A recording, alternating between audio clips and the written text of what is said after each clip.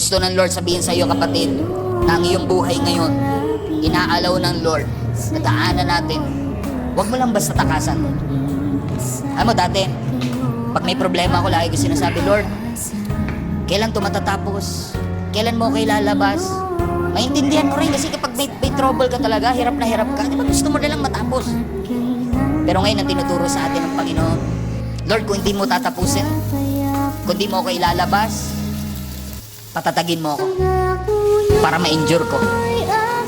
Buksan mo yung mata ko para makita mo kung ano yung lesson na tinuturo mo sa akin. Buksan mo yung tainga ko para matutunan ko kung ano yung lesson na gusto mong iparamdam sa akin. So nagkamali man tayo, bumagsak man tayo, don't allow that mistake. Don't allow that difficulty and challenge to define who you are. In fact, allow that mistake, allow these challenges that you are facing right now to refine you, to test your faith, to strengthen your faith. Huwag mo hayaan na yung struggle na pinagdadaanan mo, yan ang mag-define sa'yo. And don't stay in that mistake.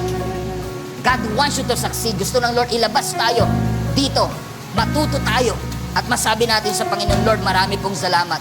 Hindi ko pinili ang sitwasyong meron ako ngayon, pero hindi ko rin tatakbuhan kasi alam kong may lesson kang gustong ituro sa akin.